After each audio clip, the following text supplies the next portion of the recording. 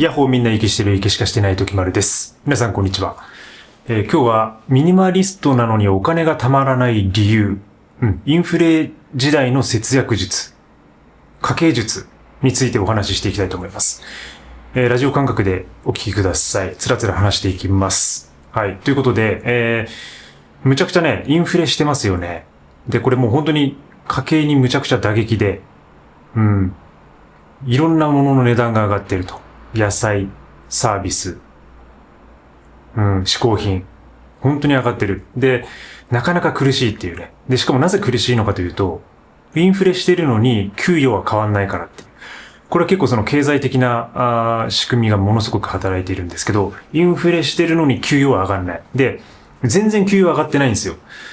本当に。これもうここ30年ぐらい。で、バンクオブアメリカっていう、アメリカのね、銀行の CEO がこの間、全体的にやっぱりその、日本のそのインフレがどういう、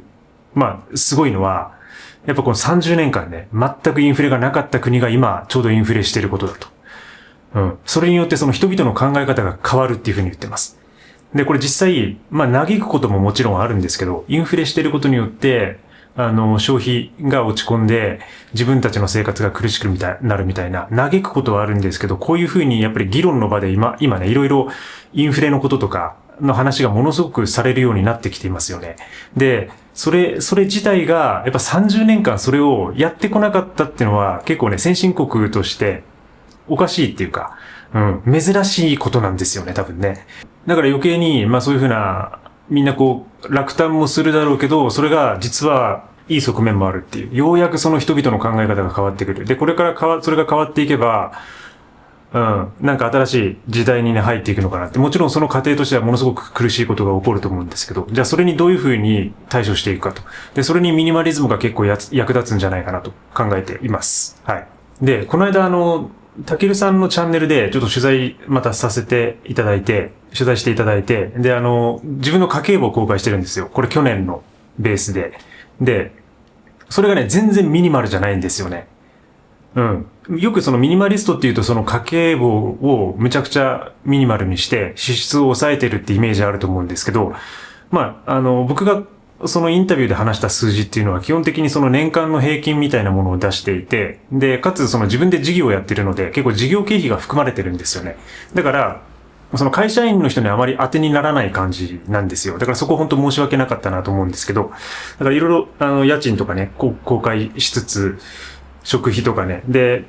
旅費とかそういう風なものとか経費すべて含めて毎月だいたい40万ぐらい出費してるんですよ。で、僕その収入とかに関しては、ここで話すメリットがないんで、言わないんですけど、つまり、収入引く支出が自分のその可処分所得ってことになるので、その支出っていうのは人によって違うので、なんかそこを参考にしてもあまり当てにならないというか意味がないことなんですよね、比べてもね。だから本当にそのミニマリストとしてはものすごく支出を絞る方がいいんだけども、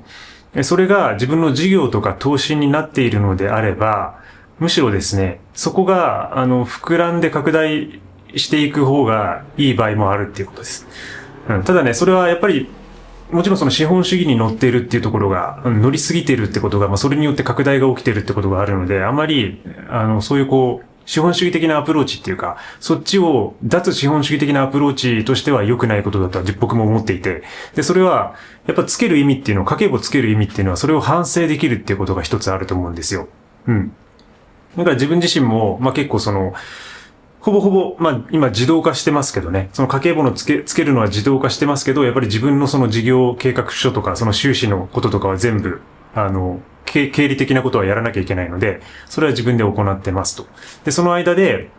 やっぱりその去年がミニマルじゃなかったのはもちろん理由も全て出ていて、例えば新しい道具のアップデートが多かったとか、結構ハイキングギアを新しく導入したとか、なんかそういうのでいろいろ膨れちゃってはいるんですけど、基本的にそういう風にして、管理して反省してやっていると。で、今年はね、その反省もあってものすごくその支出が抑えられてます。かなり抑えられてる。もう、金額で言うとだからこれもあんまりあれですけど、20万かからないぐらいで生きられてるんじゃないですかね。一月。それくらい絞ってますね、結構ね。で、しかも東京で、割とその家賃とか、家賃相場とか、食品の物価相場も結構高い場所なので、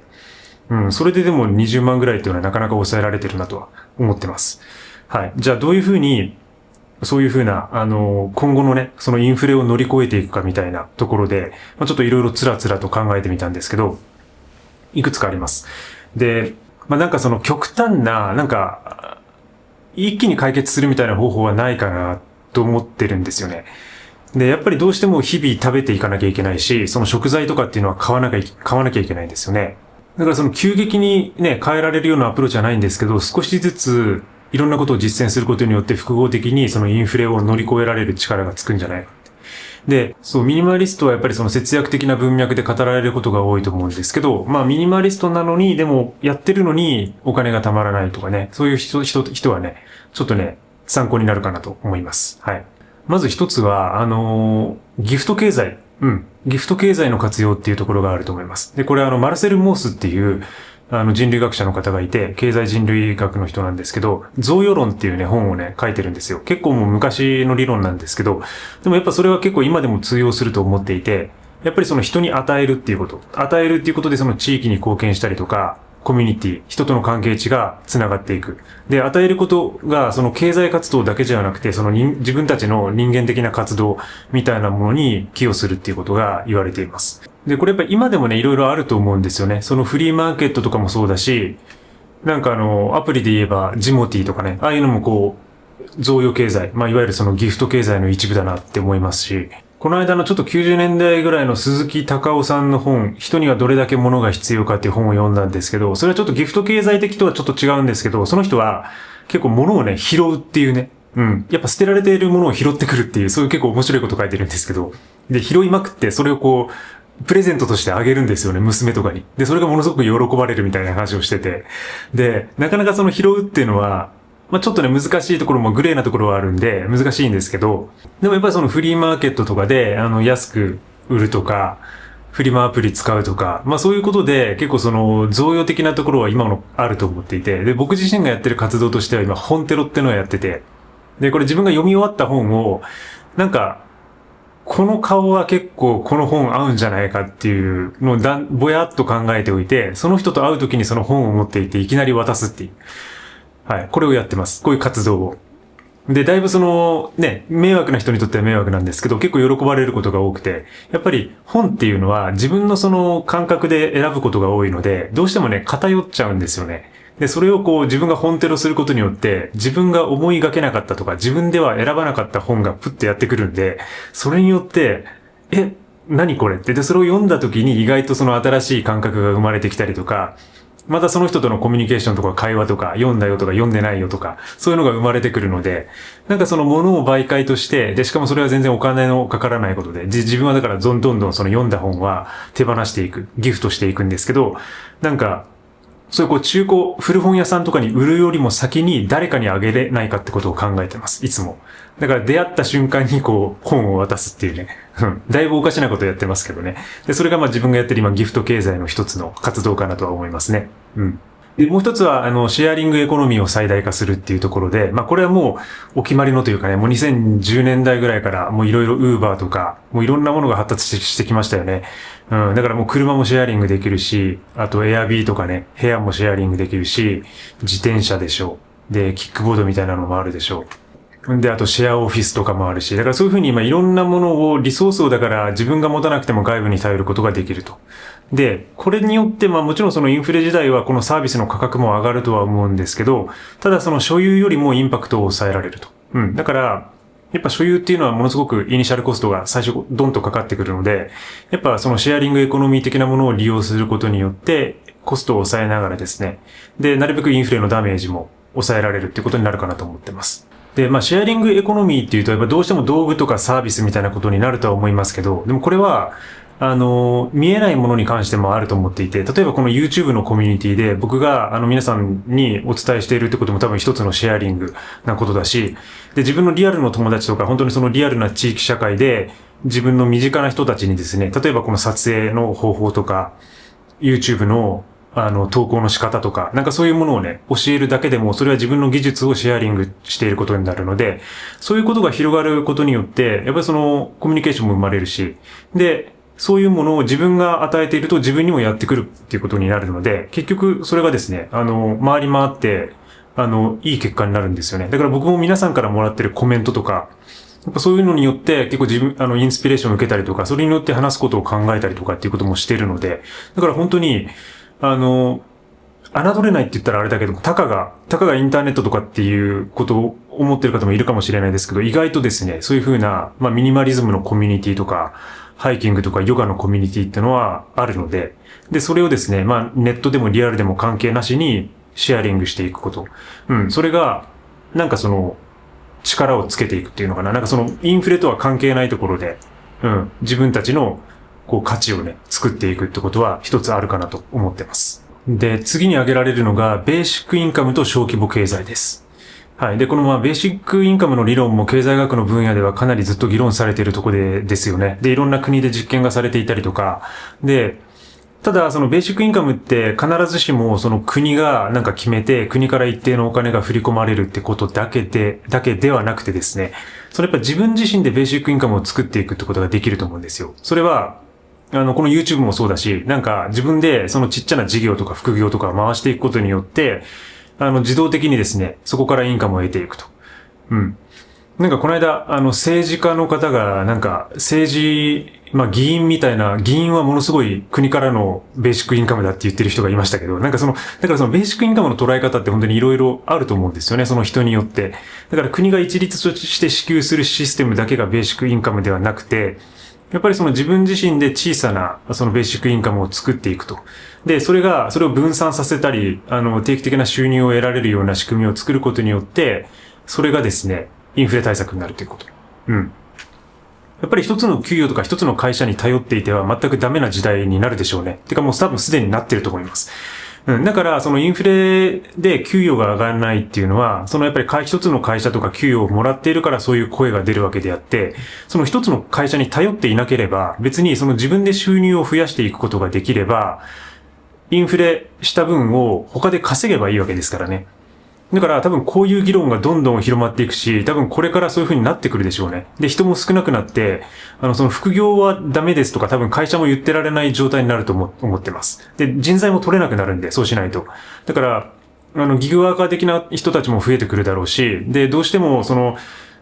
やっぱ生活者もね、その経営者とかだけじゃなくて生活者も苦しいっていうところはあるんで、もちろん経営者も一人の生活者ではあるとは思うんですけど、やっぱりそういう、なんか今までその上層部となんか、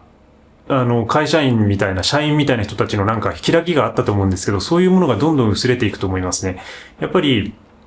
いろんな小規模経済をそこで回していくってことが、その結局インフレを乗り越える力になると思うんで、で、そういう発信とか、僕がやってることもそうですけど、やっぱり何か物を作るってことが、資本主義からちょっと逃れるアプローチになり得るってこと。これ厳密にはならないんですけど、結局資本主義に飲み込まれてしまうようにはなってるんですけど、例えばその消費だけをするっていうことは、本当に自分が稼いだお金でずっとね、買い続けるっていうのは、なかなかマイナスになっていくことが多いんですけど、生産をするってことなんですよ。だから自分自身が生産者になることによって何かを生み出すことによってその消費する時間とか消費するタイミングは減るんですよね。だからいわゆる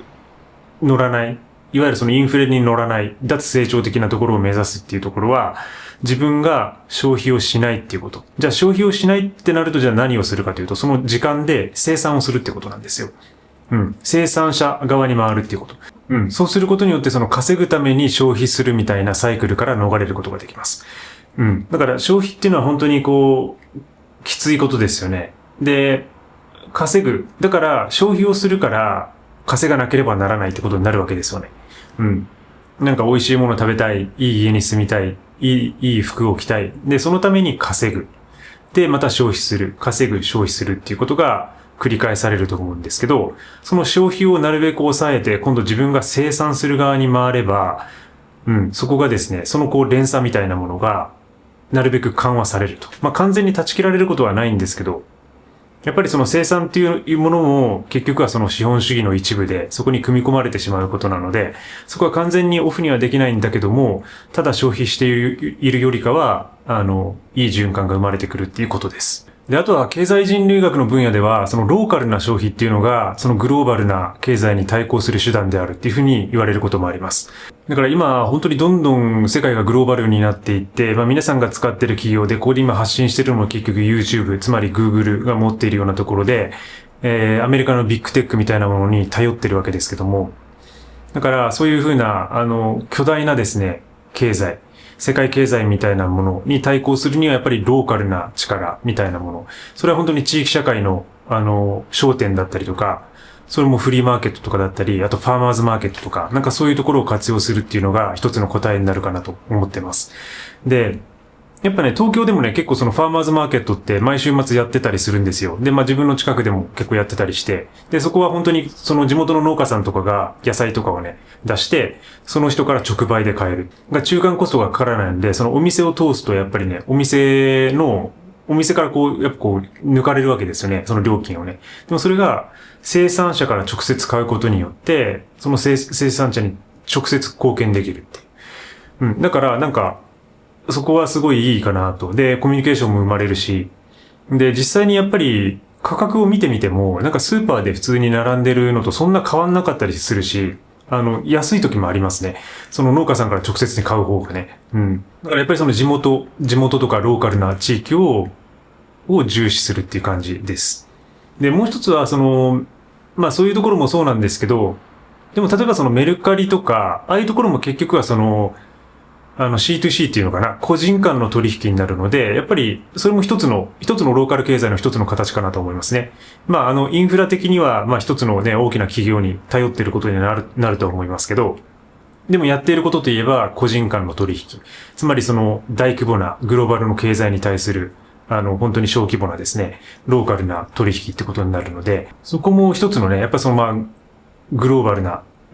経済の影響をね、受けにくくする一つの答えかなと思いますね。やっぱなんか全体的にその価格が上がってる時に、なんか、ね、メルカリで個人で出してるものを、他が上がってるから上げようとかって、もちろん微妙な市場のね、調整みたいなものは働きはするんですけど、そんなに大規模なね、大手の企業よりも受けにくいですよね。個人が価格を決めてるので。だから自分の好きな価格で売ることができるし、で、買いたい人もそれに合わせてですね、これ以上高くなったらちょっと買えないけど、ここだったら買えるな、みたいなことをたまに交渉したりとかみんなしてますよね。だからそういうことが一つの、解決の答えになりそうな感じはしています。で、次に挙げられるのは時間資本の最適化っていうことが挙げられると思います。で、これもう1930年ぐらいから言われてることなんですけど、人々は結局、仕事よりも余暇、余った時間を重視するようになるっていうふうにずっと言われてます。もう100年ぐらい前から言われていることで。で、やっぱりみんなそれを多分目指していると思うんですよね。だからつまり自分の資本を労働に時間で売らないっていうことです。どうしてもそういう状況が発生するのは仕方ないことだとは思うんですけど、時給で働かないとか、会社員で決められた時間で働かないっていうこと。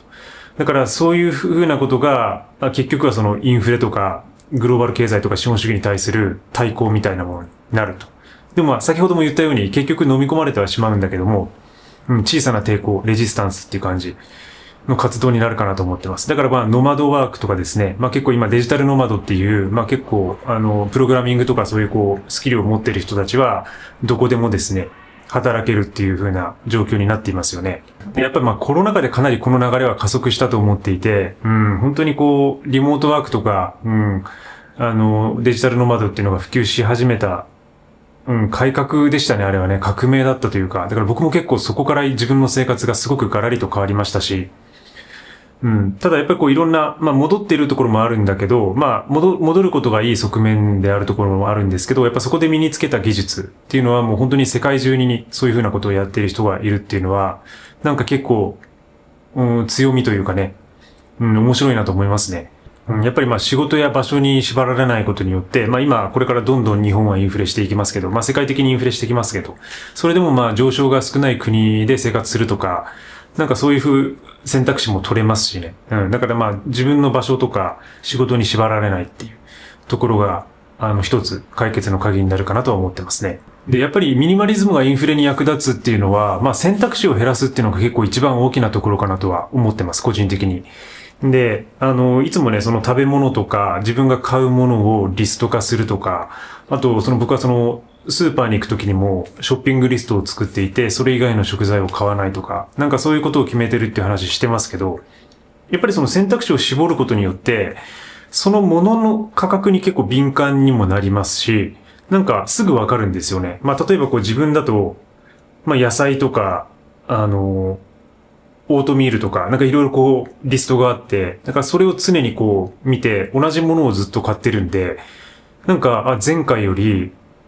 ちょっと高くなってるなとか、前回よりちょっと下がってるなとか、そういうのがね、やっぱ結構わかりやすくなるんですよ。同じもの買ってると。で、この間なんかはブロッコリーが298円だったんですよ。で、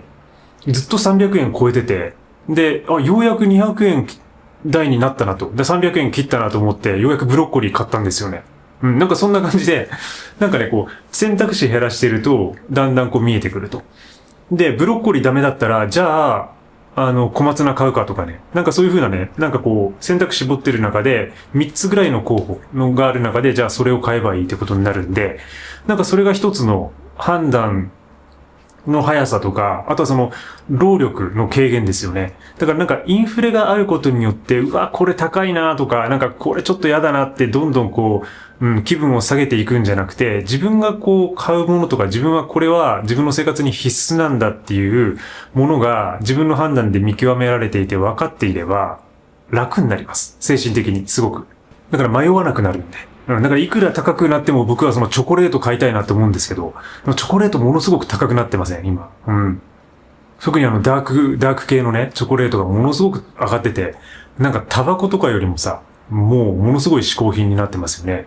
で、僕がよく飲んでるネスカフェも上がってますし、でもなんかそういう自分が欲しいものっていうものがあると、もう自分がこれは買うっていうものが決められていると迷わないんですよね。いくら高くなっても頑張ると、買うと。でもその分、他を全く買わないので、他のミニマルにしてるので、だから僕おやつとか、スイーツとかデザートとかほとんど買わないんですよ。でも、ナッツとチョコレートだけは、欲しいんですよね。だからむしろそれだけあれば、あとはどうでもいいと。だから、なんかいくら、やっぱナッツもクオリティあったりするんで、とかチョコレートも結構クオリティがあるので、やっぱいいものとか美味しいものをそこで求めていく。でも、なんかいろんなものをね、例えばコンビニスイーツを1個買っただけでもさ、今300円とか400円とかするじゃないですか。だから、なんかそういう風に絞ってるところは絞るみたいなね。そういう風に感じにすると、やっぱり判断も減るし、結局、支出、コストは抑えられるってことになるので、だからまあ、その辺がですね、ミニマリズムがインフレに対して活用できる、適用できることなのかなと考えています。はい。ということで今日はそんな感じで、いろいろ詰め込みましたけど、はい。今日も最後までご視聴いただきありがとうございます。皆さんはどんな対策をしてますか？自分がやってるインフレ対策とかね、もしあれば、今日出た中でもいいですし、それ以外にこういうことができますよとか、のがあれば、ぜひ教えてください。ありがとうございます。また次の動画でお会いしましょう。バイバイ。